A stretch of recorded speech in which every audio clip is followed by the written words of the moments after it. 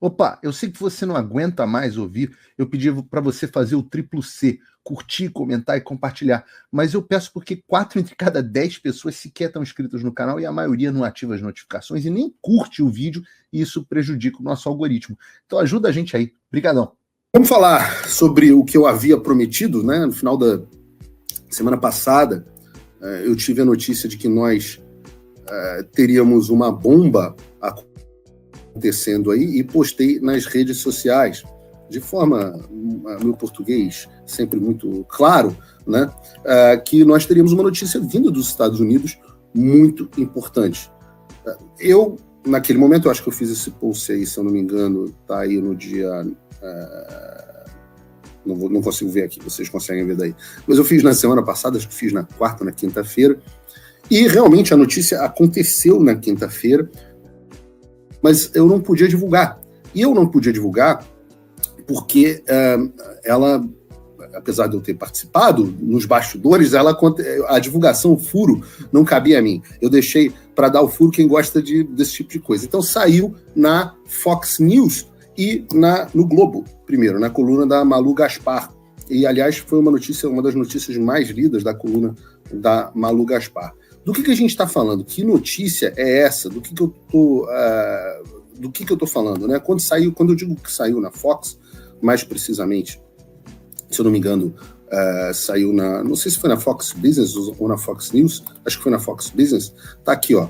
Projeto de lei do Partido Republicano quer impedir que o dinheiro do pagador de impostos americano financie os ataques à liberdade de expressão no Brasil, a Elon Musk e ao X. E saiu, como eu disse, também no Globo, na coluna da Malu Gaspar, aliás, com um alto grau de precisão. A matéria está bem escrita, detalhada, com mais detalhes do que a da Fox. A gente elogia quando tem que elogiar e critica quando tem que criticar, tá correto. Aqui, republicanos nos Estados Unidos apresentam um projeto de... E é óbvio que eu morro um pouco por dentro quando eu vejo que as pessoas estão completamente perdidas, né? E a internet tem esse aspecto, né, das pessoas serem muito rápidas nos comentários sem raciocinar muito. E algumas pessoas falam que isso era notícia velha, que o projeto de lei já havia sido apresentado, que era tiro de festinha, etc, etc. Deixa para vocês entenderem. Esse projeto, o HB, né, 9850, né, HB vem de House Bill, né, é o chamado No Funding or Enforcement of Censorship Abroad Act. É a lei de não financiamento ou cumprimento de censura no exterior. Ou seja, é outro projeto de lei. Não é o mesmo que o outro projeto que eu também anunciei recentemente, que é o No Censors on Our Shore Act. São dois projetos de lei absolutamente diferentes, evidentemente, né? Dois projetos diferentes, mas complementares. Eu digo diferentes e complementares porque um trata vamos chamar assim, do sintoma, né? Quando a gente diz que vai impedir que entre nos Estados Unidos o Alexandre de Moraes ou outras pessoas, policiais federais, etc., que compactuem com a censura, né, com a violação dos direitos da primeira emenda de cidadãos americanos. Quando a gente está falando disso, isso é um ataque ao sintoma. Então, o Alexandre está violando a liberdade de expressão, vamos tirar o visto dele, né? Então, você está agindo no sintoma. Agora, dessa primeira vez, o que a gente está falando é, agora, nesse momento, sobre uma ação contra a própria doença, contra a origem de todo o problema da censura no Brasil. E eu digo isso é muito importante que as pessoas entendam, porque o que aconteceu no Brasil? Parem para pensar, façam uma reflexão. Até 2018, você nunca ouvia falar sobre ninguém sendo censurado. Não existia inquérito das fake news. O Alexandre de Moraes era criticado pelo PT e aplaudido pela direita. O que aconteceu? Quando foi que um homem indicado pelo Michel Temer se tornou o grande censor do Brasil? De onde veio tanto poder para essa pessoa? Como essa pauta é tão alinhada com a pauta do exterior? Vocês já pararam para fazer essas perguntas? Pois bem, eu parei. Eu tenho me feito essas perguntas há 3 anos. E pela primeira vez, eu compartilho com vocês uma parte do resultado da investigação que foi feita, não por mim, Paulo, mas por muitas pessoas e principalmente pelo Congresso dos Estados Unidos. Então, eu vou ler a partir de agora para vocês o que está escrito dentro do projeto de lei. Não é o que o Paulo está dizendo. A partir de agora eu vou ler para vocês. Diz o seguinte: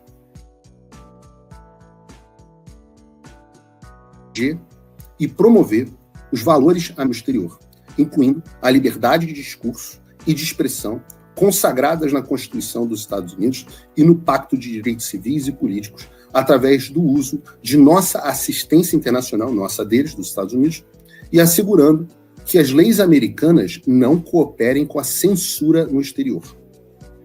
Está aqui, descrição, né? Um projeto para proteger os valores americanos internacionalmente, incluindo a liberdade de discurso e expressão consagradas na Constituição dos Estados Unidos.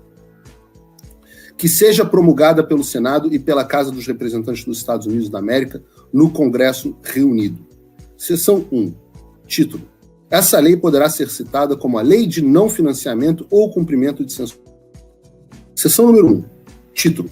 Esse é o nome da lei, né? A lei pode ser citada ou chamada como a Lei de Não Financiamento ou Cumprimento de Censura no Exterior.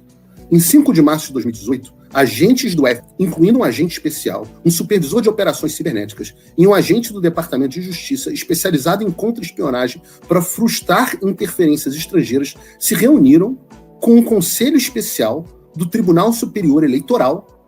Vou repetir, o Congresso dos Estados Unidos está dizendo que o FBI, em 2018, se reuniu com um conselho especial do TSE do Brasil, para discutir medidas do Departamento de Justiça dos Estados Unidos e do FBI para, abre aspas, enfrentar fake news e proteger a integridade das eleições. O FBI se reuniu com o TSE para ensinar o TSE como combater fake news, que não existe nem nos Estados Unidos nem no Brasil, com o objetivo de proteger a integridade das eleições do Brasil. O ministro do Supremo Tribunal Federal, segundo achado aqui, o ministro do Supremo Tribunal Federal, acho que eu não consigo mudar aqui. O ministro do Supremo Tribunal Federal, Alexandre de Moraes, recebeu e implementou recomendações sobre a censura de conteúdo de diversas organizações não governamentais, ONGs, incluindo o Laboratório Digital de Pesquisa Forense, DFR Lab, que é financiado pela Agência Americana para o Desenvolvimento Internacional, USAID, e pelo Departamento de Estado dos Estados Unidos. Vejam, esse DFR Lab é basicamente um backdoor da CIA. Como a CIA não pode... um dia a gente entra profundamente nisso. Desde a final da década de 70, início da década de 80, a CIA não pode efetuar certas ações diretamente. Então, para isso, foram criadas várias ONGs que são organizações não governamentais, que passaram a receber dinheiro do Tesouro americano, do pagador de impostos americanos, para fazer informalmente o que a CIA não pode fazer. E a gente vai explicar um pouco sobre isso aqui. O que esse achado do Congresso está dizendo é que esse DFR Lab, que eu digo que é um backdoor da CIA, enviou recomendações para o Alexandre de Moraes, que as cumpriu.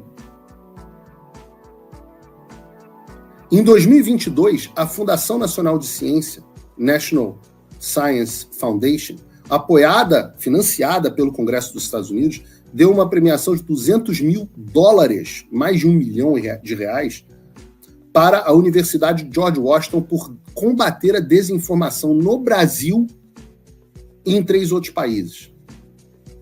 Está escrito no texto da lei. Aqui eu fico muito honrado de ter contado a minha história ao ponto de que ela foi parar dentro de uma lei e de um relatório dentro do Congresso dos Estados Unidos. Está aqui, ao longo de 2022 e 2023, o ministro Alexandre de Moraes baniu Paulo Figueiredo, um jornalista brasileiro que vive nos Estados Unidos, de suas plataformas de mídia social no Brasil. Espero que tenha valido a pena, Alexandre. Em agosto de 2023, o Consórcio para o Fortalecimento de Eleições e Processos Políticos, CEPS, que é financiado pelo Programa de Eleições Globais e Transições Políticas da USAID, formou uma parceria-chave com o Tribunal Superior Eleitoral e trabalhou junto a ele para discutir estratégias de censura. Em dezembro de 2023, o ministro Moraes ordenou que o Rumble, uma plataforma de compartilhamento de vídeos cuja sede empresarial está situada nos Estados Unidos, removesse certos criadores de sua plataforma. Mais tarde, naquele mesmo mês, diz o Congresso dos Estados Unidos, o Rumble suspendeu seus serviços no Brasil ao invés de cumprir as ordens ilegais do ministro de Moraes. Em 3 de abril de 2024, Michael Shellenberger publicou os Twitter Files Brasil, compartilhando ordens ilegais do ministro de Moraes para que o Twitter compartilhasse informações sobre usuários em 2020. Em 6 de abril de 2024, o X, uma empresa americana de tecnologia, anunciou que um tribunal brasileiro havia forçado a empresa a bloquear certas contas no Brasil. Em 7 de abril de 2024, o ministro Moraes anunciou uma investigação criminal contra Elon Musk, o dono do X e cidadão americano, por espalhar desinformação, obstrução de justiça e por continuar a permitir que pessoas banidas por Moraes expressassem suas opiniões no X. Em 18 e 19 de abril de 2024, a Polícia Federal Brasileira publicou 2 relatórios sugerindo que Michael Shellenberger estava sob investigação por publicar os Twitter Files Brasil. Em agosto de 2024, o Supremo Tribunal Federal instituiu... Deixa eu botar aqui para vocês... o banimento do X. Desde setembro de 2024, o Departamento de Estado dos Estados Unidos continuou em silêncio e negligenciou a sua missão de capitanear instituições democráticas e direitos humanos. Essas são as descobertas que estão na seção 2 dessa lei.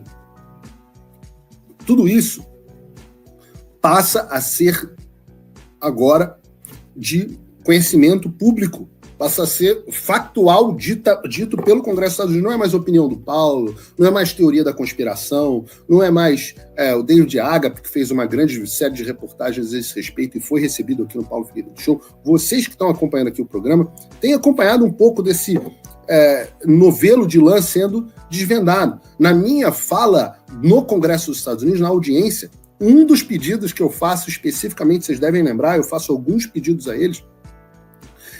Um deles é que eles produzam legislação e o outro é que eles cortem os envios de recursos para as ONGs que financiam e que também parem de pressionar as autoridades brasileiras através do Departamento de Estado para que elas promovam a censura. Entendam, e a gente vai falar mais sobre isso, a censura que nós temos no Brasil é patrocinada literalmente pelos Estados Unidos. Pior, não é? Claro, isso ganhou um fôlego gigantesco na administração Biden, mas isso vem do Deep State, de algo que está incrustado profundamente dentro do governo americano.